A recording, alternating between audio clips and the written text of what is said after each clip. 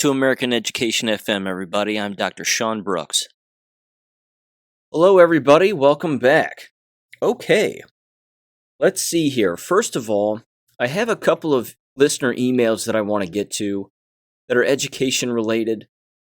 And they bring up two very specific things that are certainly occurring, and things I think that listeners of this show and even parents who, again, are sending their children to American public schools should be aware of. One of them is committee related.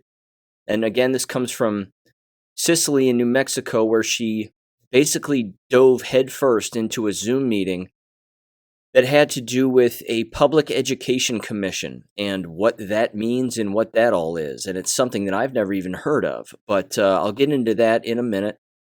And another email also from an individual and what they are experiencing regarding their daughters within the school that their daughters are attending. I also have some jab-related things as well, and this phenomenon of quote-unquote back-to-school colds, which, as you might imagine, is another made-up name. Oh, it's just back-to-school colds. That's why children are sick now, is because they're all just back to school for the first time, and they're just now getting around each other, and they weren't around each other during the summertime, but now they're all sick, because it's just back-to-school colds. Never been a thing before. What's changed, I wonder? It's maddening. It's just beyond maddening. Okay, so let me get to the emails here. And again, thank you for sending these, because as you've heard me say, this is the kind of on-the-ground intelligence that I think matters.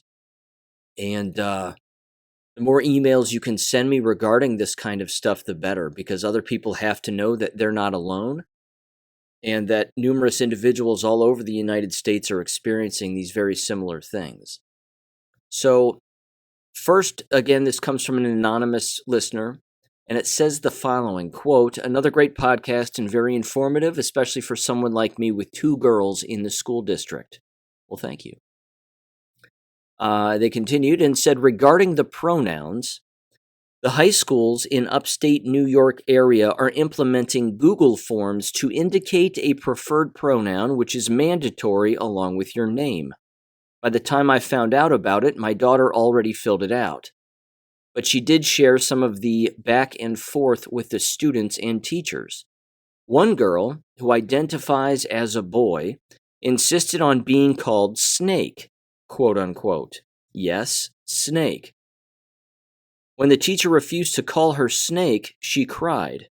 And if that's not enough, Snake's boyfriend, very confusing, I know, was just found trying to slit her wrists in the restroom 2 days ago. I'm amazed at the parents when I try to engage them about this stuff. They shut me down and say I'm overthinking it all, and it's a natural progression. They are also the same ones who shake their head at our medical decisions over the last few years, so I shouldn't be surprised.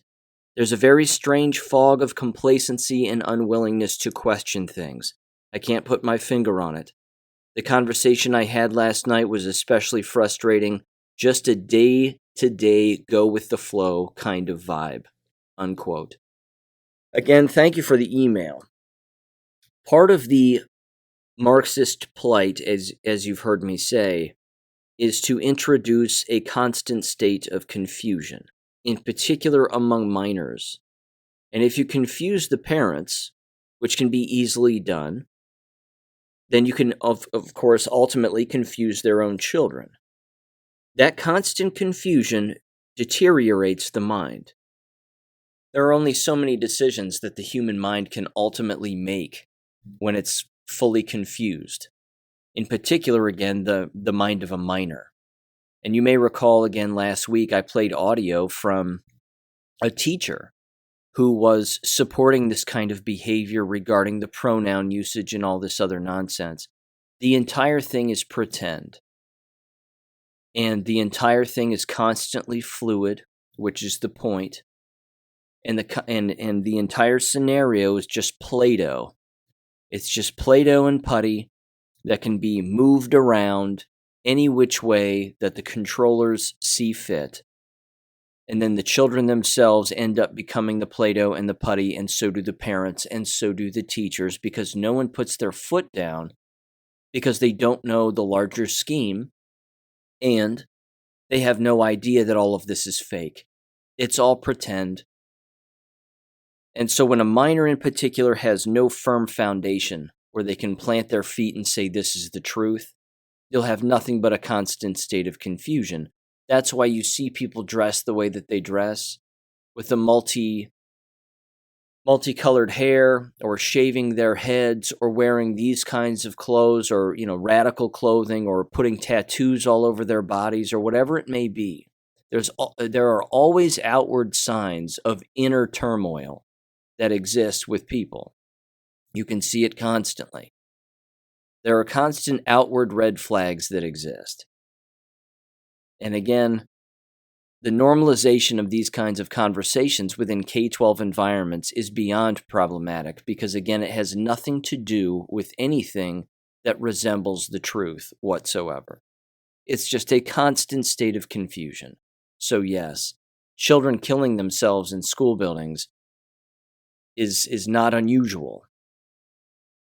Children attempting suicide, not unusual. Again, school itself is difficult, with the different cliques and the peer pressure and the prison-like mentality. All of that's difficult on its own and in its own right, not to mention the introduction of drug use and sexual promiscuity and the pressure to engage in those things in XYZ. But when you add in word manipulation and name manipulation, you end up ruining an individual's born God-given identity, which is their first and last name, their historic heritage, their family tree, their name heritage. See, that right there is another interesting thing. Ask yourself this question, whether or not you know what your names actually mean. Do you know the origins of your last name on both sides of your family? Your mother's maiden name, your father's last name, your middle name, and your first name. Do you know that these names have meanings and a heritage associated with them? And in many cases, much like my last name, the spelling will change. If you go back far enough in the lineage of a person's name, their actual name changes over the course of time. For example, my last name is Brooks, Brooks. That's the English translation of the last name Browse, which is German, Broughs. My middle name is McCalla, Mccalla, which is Irish and Scottish. And it too changed its spelling. It was McCullough with more CHs throughout, much like Peter McCullough, I guess, and then they just changed it to McCalla. The name Sean, Sean, excuse me, the spelling is Irish also, even though I'm like 5% Irish. But that too, the name Sean and the spelling Sean specifically means child of God.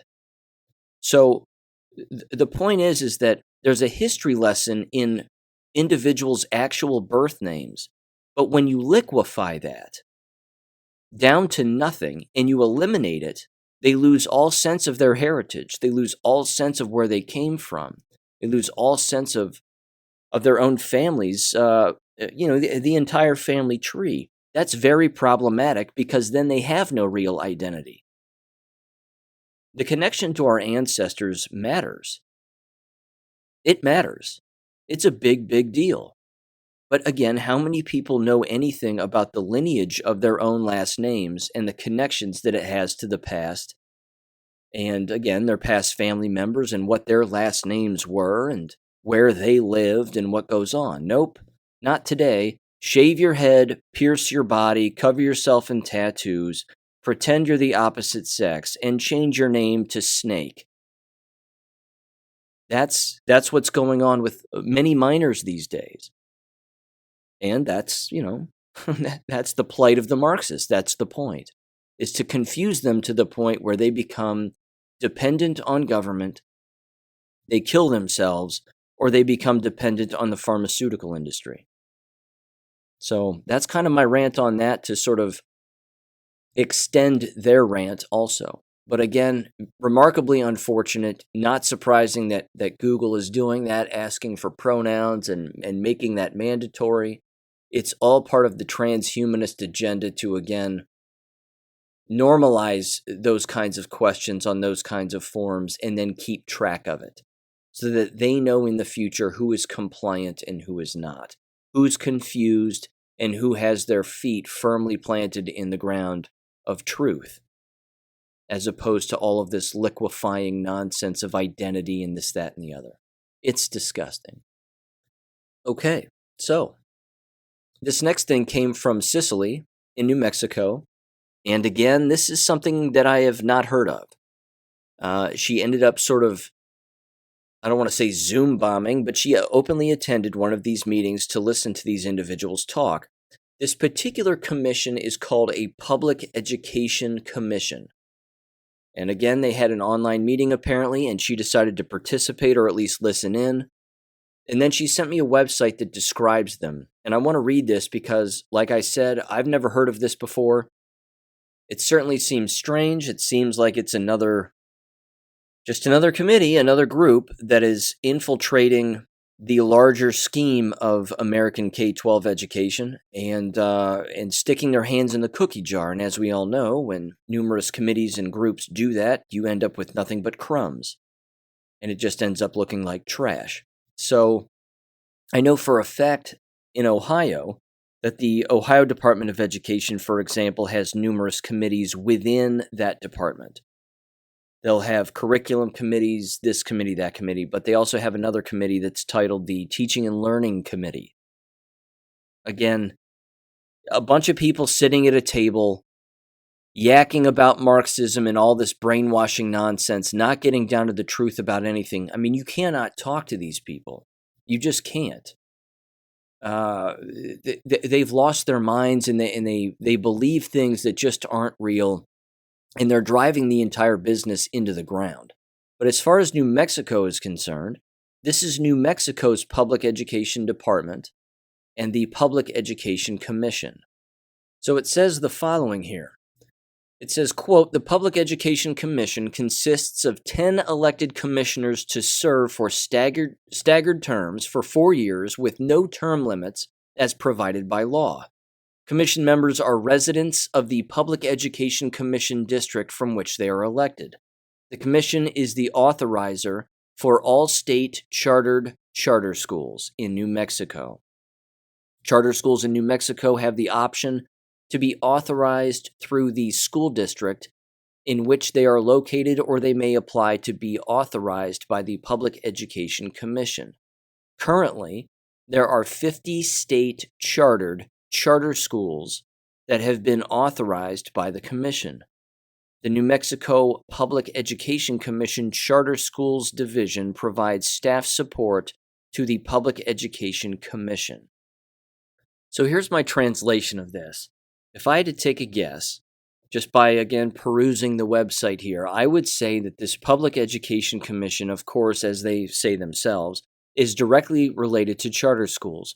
Normally, charter schools operate individually, by themselves, off in the distance. They typically don't affiliate with state departments of education in any way whatsoever. But this apparently seems to be a way for their state department of education, or public education department, as they call it, in New Mexico, as a way to infiltrate charter schools by tricking charter schools into believing that they are in fact dependent on the New Mexico State Department of Education.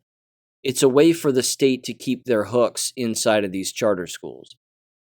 They even, of course, say in their description that these charter schools don't have to apply to be associated with this Public Education Commission. But my question is this, and again, this is for any listener out there who who may have more information on this than either myself or Cicely does, that, does your state have a public education commission like this? Are they specifically affiliated with charter schools in or around your state? And what is it that they really do? Anytime that I hear of a committee or a group or anything like this being formed or one that already exists, I simply say to myself, it's a complete waste of time. It has to be a complete waste of time. It's just more bureaucracy. It's more infiltration. It's more ways to communize, so to speak, American K-12 education even more by bringing in the community, as you've heard me say, and then gather opinions and gather individuals' perspectives. Again, who votes for these people? Because they, again, claim to be individuals who are elected commissioners. 10 elected commissioners to serve for staggered terms of 4 years with no term limits, as provided by law. None of that sounds good. None of it. So I just don't know how many states have these. Again, it's another committee, it's another commission. It can't be a good thing at face value. So that's just a larger question. And again, if you're out there and you live in a state and you're familiar with these commissions, or you know somebody who's actually on them, shoot me an email. Tell me a little bit more about it as much as you can. Even Cicely, again, was describing watching this particular meeting and the habits that they were engaging in. And I'll just put it this way. It's about as Marxist as you could possibly get. They were singling out their races. They were singling out their own identities. I'm sure they were using their pronouns, XYZ. These are not well people. But these, again, are the people that are in charge of education decisions that are being made throughout New Mexico, and yet New Mexico wonders why they're at the bottom of the list. They're below Washington, D.C. when it comes to proficiency. They have a worse education system than Washington, D.C. That's saying something. But these people, again, believe that their current practices and their current habits are the thing that's going to pull them out of the sewer. And it's just not going to be the case. It just won't. Now, you may recall that in the past, it was certainly, I think, during the winter time, I think this may have been the last time I did this, but I jumped on the Chicago Teachers Union Twitter account. Because if you want to really, again, find out what's going on within some of these sewer environments and how brainwashed these people are, you really have to go to where they like to virtue signal. And Twitter's a great place for them to do that.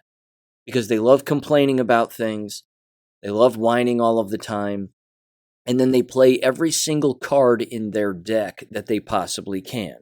They play the handicapped card, the race card, the money card, segregation, etc., etc. They use all of these things as excuses as to why Chicago as a school district, the Chicago public school system, doesn't have the things that they need to have. This particular video that's on the front page of their Twitter account, again, this is the Chicago Teachers Union, says the following. It says, quote, "Transportation issues impacting our special ed students are unacceptable, but no accident. They are the result of decades of history in a city that is both enormously wealthy and deeply segregated, and has yet to deliver on promises of equity for many of its families." I have a quick audio from an alleged teacher describing a situation where, again, a special education student apparently didn't have transportation. Now, they love to use the special education individuals as bait to basically, again, virtue signal, get what they want in the future. But as you know, these people aren't asking the real questions. Why is it that the Chicago public school system is hurting for bus drivers and transportation? Why is it that every school district around the entire nation is hurting for bus drivers and transportation? Ladies and gentlemen, bus drivers are some of the most based people that exist on the face of the planet. Many of them tend to be conservative. Not all, but many, in particular around where I live. But then again, do they have to get jabbed? Is that mandatory? Do they have to wear a mask on the bus? Is that mandatory? Do they want to play those games of jabbing and masking, or else you'll lose your job? Do they want to play that game again? Did they want to play it to begin with, let alone again? And if they're smart enough to know about shedding from those that are jabbed, do they want to drive a school bus filled with jabbed students, knowing that they're in close quarters and the likelihood of them getting ill and being shed on is remarkably high? So let me play this audio again, because you're not going to hear any of that out of this teacher's mouth. Not a word. It's all about equity and, oh, it's just too bad that this one special education student couldn't find transportation. My name is Hilario Dominguez. I'm a special education teacher at Peter Cooper Dual Language Academy in Pilsen. This past year was really tough for our teachers and our students. I think about this one student, 8th grader, who didn't have transportation for the first half of the first quarter. So he wasn't able to make it to school. As educators, we do our best to try and provide him an education that he deserved, but he missed an entire half of a quarter in 8th grade, which is one of the most important years. That was hard for him to make up and hard for us to catch him up. Well, the city didn't provide, or should I say the district specifically, didn't provide him transportation. From my understanding, there was a mix-up with paperwork, and because of their process and how long it takes, it took half of a quarter for him to get the transportation he needed to get to school. I should also say this student is part of a hard of hearing program at our school.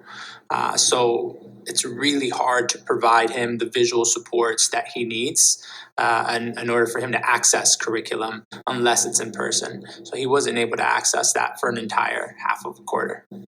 An entire half of a quarter. An entire half of a quarter, 4.5 weeks.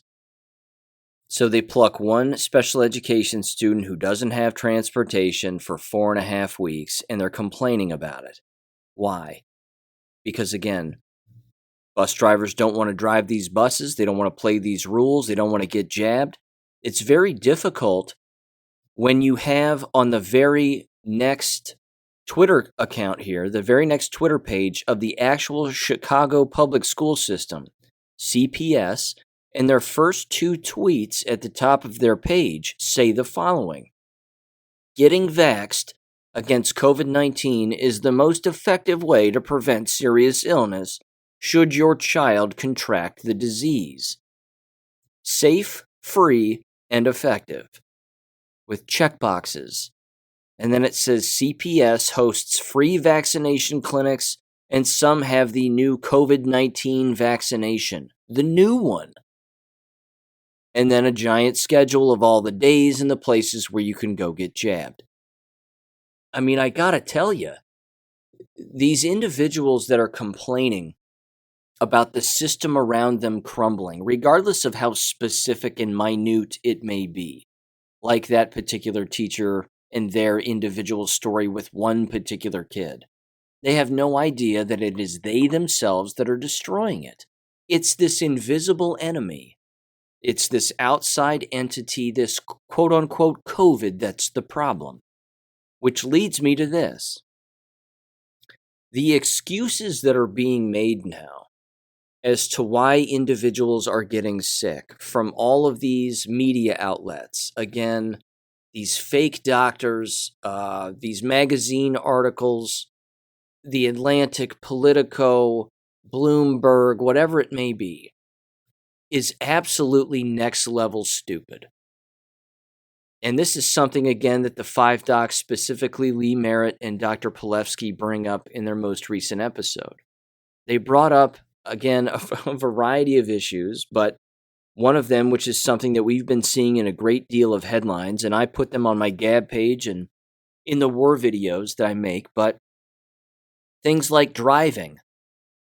Studies are showing that driving is turning into a serious cause of death when it comes to heart attacks, that driving increases the risks of heart attacks, that consuming supplements and vitamins on a consistent basis is increasing the likelihoods of strokes, myocarditis, rather, and heart attacks. And then, of course, just being children. That children are at a higher risk of getting strokes and myocarditis because they're just children. And then, of course, there's there's also this commercial that's been bouncing around for a few weeks now, about 30 seconds long, of a little girl, and she's running up to dresses on mannequins in a window, and she's drawing them or trying to draw them, and then she's running down the street.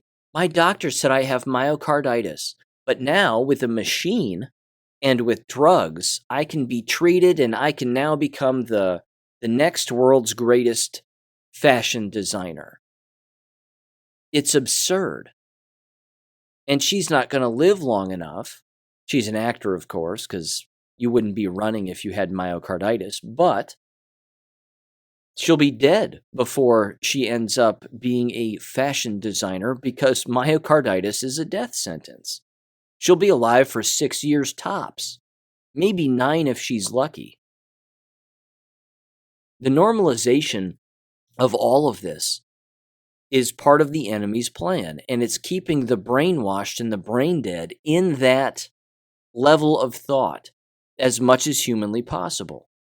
There are also people, again, who believe that consuming these newfound drugs that they think are newfound, like hydroxychloroquine and ivermectin and zinc and whatever else, that all of the sudden that if they take these, then they're just going to be instantly cured. That's not how it works. If people are jabbed, they're going to consistently get sick. That's the way that it works because their body can't get rid of toxic cells. Now that introduces this new thing, this back to school colds nonsense of children and teachers getting sick now because, again, it's the beginning of the school year. We're about a month into the school year. And, well, it's just back to school colds, and that's just the way that it is because, kids get sick when they're around each other, and they weren't during the summertime, but that's different. But now, all of a sudden, it's September and still 80 degrees outside, but, kids are getting sick because it's just a back to school cold. Back to school colds never existed. That was never a thing. It was never a phrase, a catch line, a word, nothing. Didn't exist. But now it exists. And doctors are using these phrases too. Well, it must be back to school colds. That's, that's a thing and that's a thing. It's never been a thing. You've never heard doctors say that in the past. You have children who are jabbed, you have staff members in schools who are jabbed, and now they are in close quarters, and they're all jabbed. And the ones who are not jabbed are getting ill because they are around the jabbed. I've beat that dead horse a million times. I'm going to keep beating it because it's the truth. And if a new person listens to this show and hears that, ladies and gentlemen, that's why your child is sick. Assuming they're not jabbed. If they're jabbed, well, they have AIDS. If they aren't jabbed and they're getting ill, it's because they're around the jabbed. They're around diseased people. And that's the way that it works. Which then, unfortunately, leads me to this. This right here is a PR program, public relations program, along with, again, another angle to get people killed. But it's being pushed out and ramped up by AstraZeneca, the very company, again, that creates many of these jabs that have killed and maimed permanently endless people. My mom actually brought this to my attention. She said, I saw this on television, thought you might want to know. It was a quick commercial starring Jeff Bridges talking about this PR stunt called, or this rollout rather, called Up the Antibodies, quote unquote. So I looked it up, and here's what it is. This is AstraZeneca-US.com. Introducing Up the Antibodies, helping the immunocompromised community get back to what they love. So now what they're doing is they're trying to normalize being immunocompromised, which means AIDS.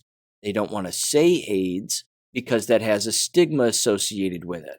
But they're saying, well, if you've had cancer, then you're immunocompromised. If you've had COVID, then maybe you're immunocompromised. So they have a solution to this. So they say. And they use Jeff Bridges, the actor, as the spokesperson for this. They openly say, because he's a trusted voice in America and blah, blah, blah. And then, unfortunately, again, like I said, they use his story of him apparently having cancer and then getting quote-unquote COVID. No, he's probably jabbed, and he's immunocompromised because he's jabbed. Probably got cancer because he's jabbed. But they're not telling you any of that. They're just spinning this as much as they can so that you can ask your doctor about ultimately getting jabbed and receiving monoclonal antibodies, which again have not been tested long term. People do not know what is in them. Countless people have openly stated as taking them and they instantly get better, but they don't know what it is. They don't know the long-term impact of it. Again, Joe Rogan, Aaron Rodgers, these guys openly talked about taking it. And then you have Dr. Carrie Madej, who does not recommend monoclonal antibodies because there are no long-term studies for them. So here's what the AstraZeneca-US.com website says for Up the Antibodies. It says, it's no question that COVID-19 pandemic has forced many of us to significantly change the way that we live our lives. While vaccines are generally considered the best protection against COVID-19, as the world opens up, the reality is that vulnerable populations still have very real cause for concern. If it sounds like this is coming straight from Rochelle Walensky, it sounds like it to me, almost word for word. This propaganda is so thick and so repetitive. Weird. It's almost like they're trying to trick people into killing themselves. Because that's what's happening. It continues, it says, a recent study published by the Centers for Disease Control and Prevention found that among U.S. patients hospitalized with COVID-19, immunocompromised adults accounted for a disproportionately high percentage, 12.2% of hospitalizations, compared to an estimated 2.7% of the U.S. adult population. These individuals are also at risk for higher odds of severe outcomes despite their vaccination status. Honest to God. That's next to 0 people are being hospitalized as a result of all of this. Not to mention, as I'll link in the description below, and I will link this website in the description below, you can acquire generic Canadian ivermectin at high milligram doses for $150. 30 pills a box at 12 milligrams per pill for, again, roughly $150 to $180. Not expensive. I'll link that in the description below if you're interested in checking that out. I've purchased some. You might want to do the same. It continues here on the Up the Antibodies website. The development of a long-acting monoclonal antibody has opened the door for additional protection against immunocompromised people. However, awareness of the unmet need for an additional layer of protection against COVID-19 to help protect people who are immunocompromised is still low. And that is the reason why we launched Up the Antibodies, an educational campaign with the goal of empowering the immunocompromised community as they carefully reemerge from the pandemic by educating them on the steps that they can take to receive an additional layer of protection to prevent COVID-19 through a long-acting monoclonal antibody. Honest to shit. Honest to God. They reemerge. They wipe their eyes because they've been in a hole this entire time and they have no idea what's been going on because they've been locked in their rooms or in their homes, getting sick and ill and wondering what's going on in society.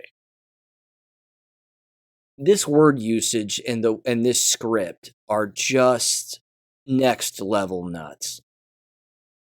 It continues. The nightmare continues. It says antibodies are Y-shaped molecules produced naturally by the body's immune system. They recognize, bind to, and neutralize specific viruses and other pathogens. Monoclonal antibodies are produced in a laboratory to mimic or enhance the immune system's response, imitating the body's normal infection-fighting abilities.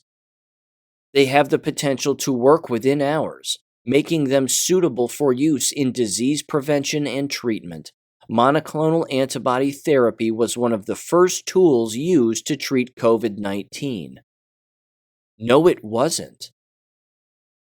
No, it wasn't. It was sunshine, cleaning yourself, eating correctly, and then if you wanted to ingest supplements, vitamin C, D3, zinc, you name it. Do you see how they're trying to rewrite history here? In real time, as we're actually experiencing this. It said, quote, monoclonal antibody therapy was one of the first tools used to treat COVID-19. Incorrect. Incorrect. And then they have a chart here. A COVID-19 category and a long-acting monoclonal antibody therapy category. Honest to God, they're trying to throw COVID-19 vaccines under the bus by then stating that monoclonal antibody therapy is the thing that's going to save people. Neither one of these things is correct. When does it take effect, the COVID-19 vaccine says? A few weeks after vaccination. How about long-acting monoclonal antibody therapy? Potentially within hours. That means I need monoclonal antibodies. And all the dummies are going to run to their doctors and go, give me monoclonal antibodies. AstraZeneca says so. And then they'll do it. And what will happen to them in the short and long term? You don't know. Because they love playing Russian roulette.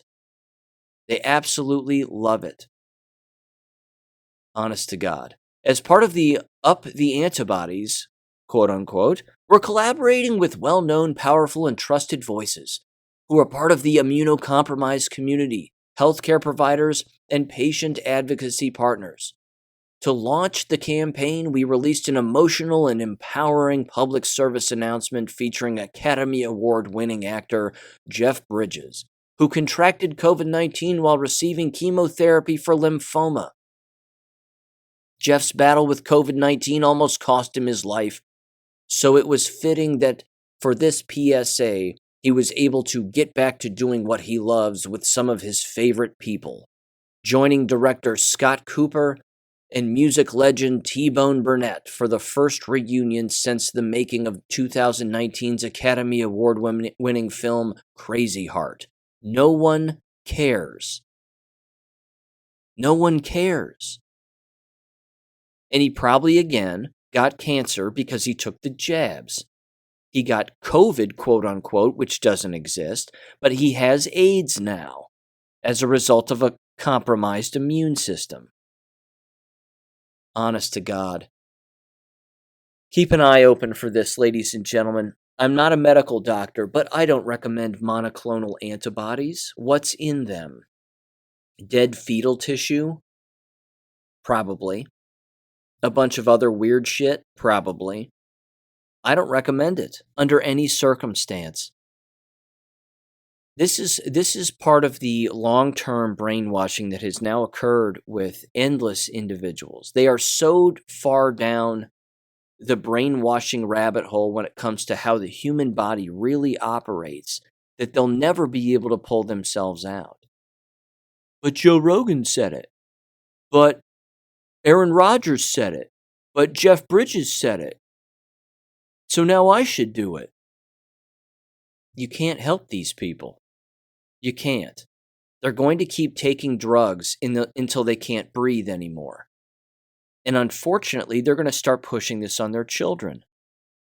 But Jeff Bridges was on my TV and my kid's sick and they're jabbed. Maybe monoclonal antibodies are the thing that they need to, protect themselves. Who knows? Maybe it's another booster shot. Which brings me up to another quick story here. Again, my parents tell me a great deal of stuff. Their observations are incredible. My dad was at Walmart, shot me some pictures. I put them up on my Gab account. The old wellness bus was outside of Walmart. Brought to you by Clorox. Clorox is funding and sponsoring the old Walmart wellness bus. Bleach, ladies and gentlemen. Brought to you by Bleach. Honestly. And then on the inside of the Walmart is a giant poster saying, today in here you can get all of these shots. And it's a giant list of all of them. Flu, COVID-19, tuberculosis, shingles. Don't forget your shingles shot. Get them all. Get them all, get sick, get dead. That's basically it. And there's something, too, that's happening it has to be in every single state in the United States, and its different causes of death are increasing, and life expectancy is decreasing. So here's a particular article, again, that was thrown my way from a family member of mine from Missouri, and it's titled, Missouri Life Expectancy Drops to 40-Year Low, but it's driven by COVID-19, it says. Nonsense. It's the jabs. Because what occurred in 2021? The rollout of the shots, the coercion, the death, the injury, etc., etc. It says life expectancy in Missouri dropped to a 40-year low in 2021, a trend driven by COVID-19 deaths, new research finds. Or was it hospitals murdering people? It says the Missouri Department of Health and Senior Services revealed such findings in its recently released 2021 Vital Statistics Report. Life expectancy in the state dropped to 74.6 years in 2021, down from 75 years in 2020, and 77.4 years from the last pre-pandemic year of 2019. COVID-19 was the third leading cause of death in Missouri in 2021. Was it? Or was it malfeasance and medical murder? Followed by heart disease and cancer. The report finds that COVID-19 deaths increased by 8.4% in 2021 from 2020, with more than 7,000 virus deaths reported each of the last 2 years. The pandemic hit hard for the young populations in Missouri. The median age for COVID-related deaths in the state decreased from around 80 in 2020 to 73 years in 2021. The death toll among people 65 who died from COVID-19 more than doubled from 995 in 2020 to 2,432 in 2021. The Delta variant in the summer of 2021 was particularly hard on young people, and fact that elderly Missourians were more fully vaccinated are factors that may have affected the shift to a higher proportion of COVID-related deaths among younger people. None of this makes sense. None of it. But what's the number one cause of death? It says the largest percentage increase in deaths by cause in 2021 was for unintentional injuries or accidental deaths from drug overdoses. It says these types of deaths increased by 8.8% in 2021 and nearly 50% since 2011. Accidental injury. Weird. Medical injury, like being injected and then you accidentally get injured or you accidentally die. They're not accidents. They're giant intentionals. They always have been. They continue to be. I have two more things attached to this that I want to do here. The first is I want to play an audio clip right now from the 5 Docs, the most recent episode from last Thursday. This is Dr. Lee Merritt and Dr. Larry Pilevsky talking back and forth. They're talking about, again, what's in these shots. What they're finding and what they're being told is that messenger RNA is not in these shots. That's poison in itself and doesn't belong in the body. But what's inside of these shots are graphene oxide and metal. Two other things, and hydrogel also. But these are things that do not belong inside of the human body under any circumstance whatsoever. And they go through that along with a couple other things. But again, give this a quick listen. I think that's. Although, did you see those pictures that are coming out of these people that before they collapse, speaking of automatons and zombies and things, and they do this very weird thing where they look around like they're seeing something on the ceiling and they reach up and then collapse? Yes. They twitch, actually. Yeah, but they're kind of like, it's kind of like one of these weird things out of a theater or a movie. What do you think that is? Yeah. Well, again, the fact that people, how many times in the last year and a half have I said we should not focus on mRNA and spike protein, guys? There's other stuff in this shot that we need to be more concerned about. And even some of the outlying labs that are studying these vials are finding no mRNA at all. Right. No RNA, no genetic material at all. No genetic material. Right. And so, of course, that's why the federal government or CDC or Pfizer, that's why they're hesitant to allow for evaluation of these vials, because there's none of the vials are actually standardized, which I said almost 2 years ago, right, that they're not going to be standardized. And my concern is that, there's actually a similarity between, I saw a video that showed the convulsions, the actual shaking that happens to animals who get bit by certain snakes. And they showed it side by side to the same kind of looking around and convulsions that you see in people who are reacting to the shots. And I also believe that the material in the shots is delayed. It's not, kill shot right away. There's stuff in there that is accumulating, that's doing its thing, that's every time it gets closer to a 5G tower, or anytime it gets closer to pulsations of electromagnetic radiation, there's another, coalescing of material that's causing, the people to convulse, similar to the way animals convulse after getting bit by a snake. And so I do believe that Brian Ardis was onto something. I do believe that there's a poison component of the shot. I do believe that there's been electromagnetic radiation that is an adjunctive stimulant to the shots. And I think people, again, Dolores Cahill said this very early on. We're going to see massive deaths in the next 3 to 5 years. And I believe that's true. I believe it's true. And I think it's the material that's in the shots that we cannot even qualify or quantify. Well, and the one thing they do that all these labs are saying now, from La Quinta Columna and the Germans, and what Purnima Wog said, which I still think she's legit, but they said there were only 3 things in there. There's hydrogel, which Carrie Made said right away. Hydrogel, oxide.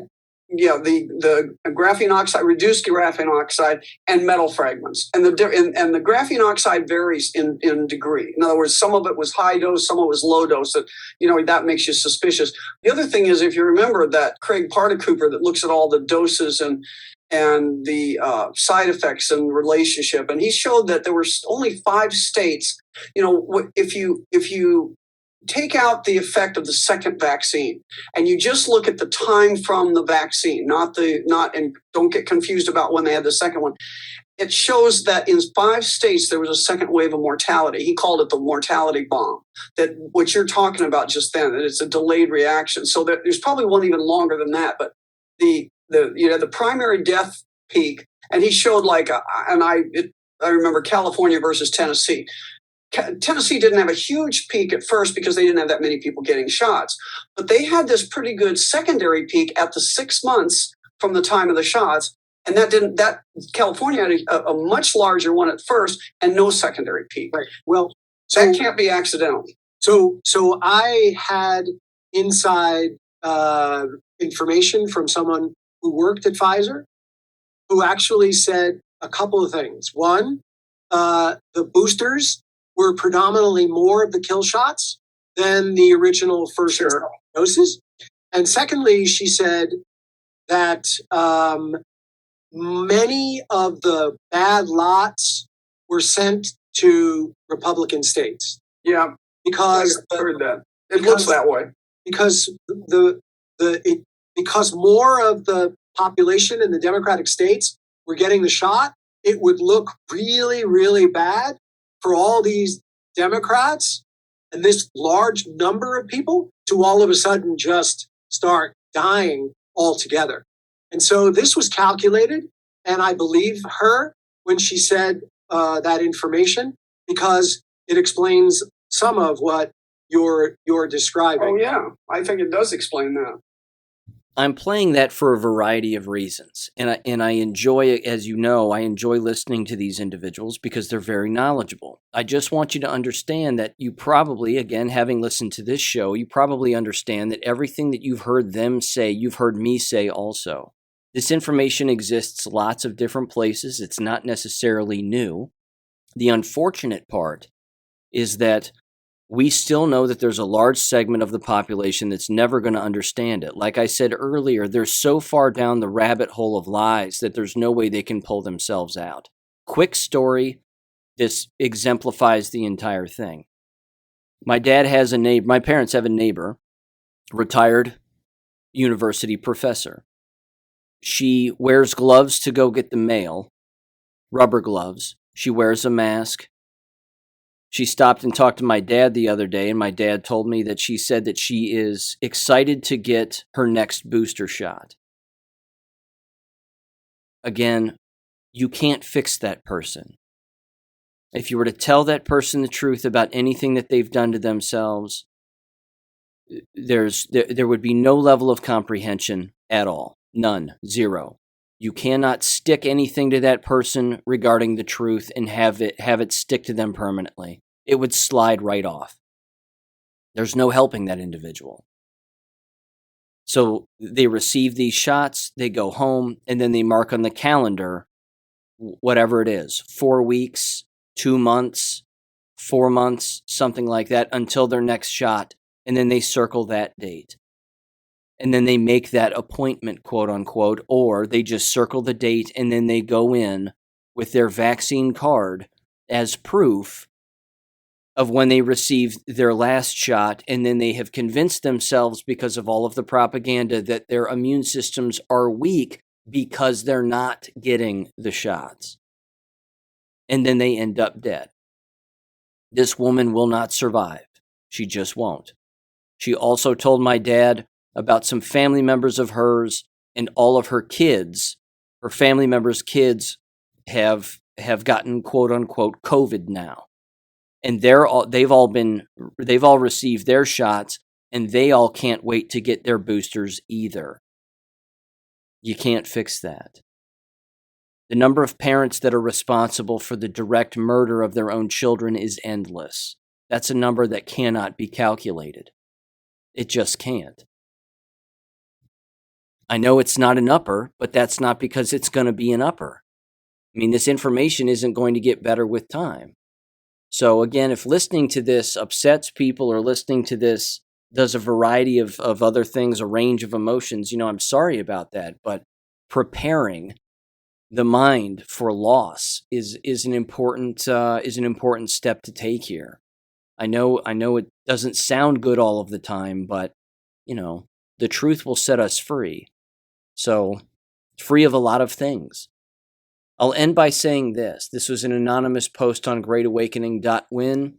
It says the following, and it's titled the following: I'm now surrounded by sick people. So here's what the post says. It says, quote, so far in 2022 alone, 3 strokes, 2 of them weeks after jab, 1 of them 10 months after jab. 2 lost babies in womb, 1 of them 1 week after jab, the other the day after. Second woman has been getting sick nonstop. 1 myocarditis case, 27-year-old male with no prior health issues, 1 month after second jab. 1 unknown heart illness, 7 months after second dose. 1 death, 4 months after jab, labeled COVID, got sick immediately after jab, never recovered, took second shot while sick. 1 breast cancer, 9 months after second dose. Age range here, 24 to 65. Then they said, none of this includes the hordes who are constantly getting sick over and over again. Never in my life have I learned, or have I heard, so many people getting sick, losing babies, having strokes, heart attacks, blood clots, you name it. Never, not this fast. I used to get stories about someone passing or getting extremely sick or heart attack once in a blue moon. It's happening more and more often, unquote. It certainly is. And the leaves are starting to change colors slightly now. And that's the way that it's going to be. And that's what's going to happen moving forward. I will end with this, however. And this was interesting and it's heart-wrenching, but it is very, very educational. And I enjoyed hearing this story, and I'm glad that they told it. And I will link a description of that in the description below, also below the Canadian ivermectin website. You may recognize this young woman. She goes by the handle What's Her Face on YouTube.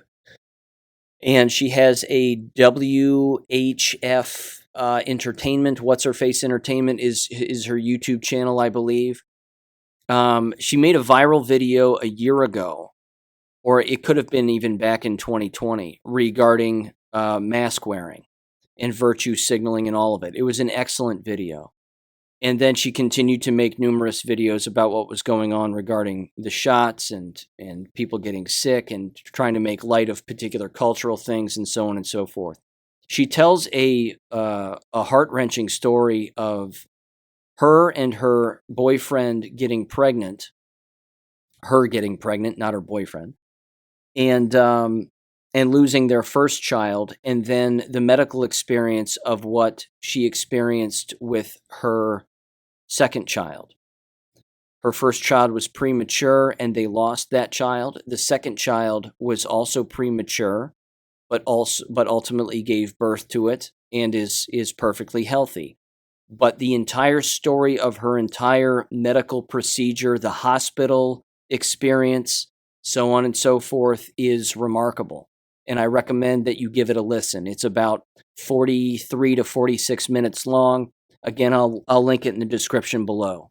Very educational, to say the least. And she makes light and jokes about the Canadian healthcare system there, and says a lot of Americans and a lot of people seem to think that the Canadian healthcare system is the greatest thing since sliced bread. She openly says that is not the case. It is an absolute nightmare. So with all of that said, check the description below for those links for the ivermectin and What's Her Face's video. And I'll catch you on Wednesday. Take care. Thank you for listening to American Education FM. Make sure and check out AmericanEducationFM.com for more information. Take care and God bless.